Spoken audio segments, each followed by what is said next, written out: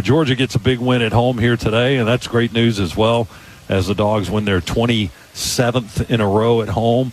8 in a row now over Auburn, and get Mississippi State, as the coach and Shock were talking about just seconds ago.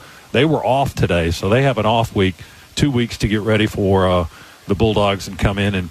And Kirby kind of called out, well, he didn't kind of, he did. He called out the fans, and we've got another day game next week. We kick at the 4:15, 4:30-ish time next week. So the sun will still be up. You got to come in and be juiced and ready. The Dogs need your support in here at Sanford Stadium. As Kirby pointed out, we want a home field advantage. So, we only get a handful of these in our building. So let's make the best of it next week. Yeah, no doubt about that. Listen, it was you never really got the excitement going in the game today. It felt very workmanlike, like very pedestrian, just the way that we played. The excitement in the stands, none of it was really there. So hopefully that message is heard loud and clear, and we come bringing the noise. But listen, for the Dogs today, a lot of improvement from last week. We played a much cleaner football game. So steps in the right direction. Still need to get people healthy. Still got a lot of work to do. But it was, any game, as we just saw with Alabama and Vandy, you can't take any of these games for granted. You got to be ready to go. We've got a lot of starters out right now. With Smile didn't play today, and Michael still beat up. And who else we got out on? We lost Kristen Miller today. That's right. To a reported knee injury, and we don't know what his status is, but. Down 2 starters on the offensive line.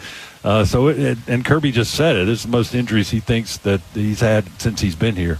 So Georgia's fighting through those, and so far the results are pretty good. They've 4-1, and that's a good start with a win today over Auburn, who's one of your arch rivals. So you'll take that, and a lot of other guys are getting snaps and getting a chance to play and show what they can do. All right, Scott and Eric mentioned that it'll be Mississippi State here next week. That's your Toyota look ahead. Visit your local Toyota dealers today. Toyota, let's go places. Kickoff for that SEC showdown is at 4:15. Our broadcast will crank up at noon.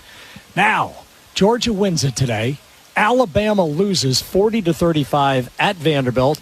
Their fans poured onto the field. They're going to have to pay a fine up there in Nashville, something that I don't think is in the athletic department budget. I do not think that's in their budget in Nashville. But holy cow, what a day for college football as number 1 goes down.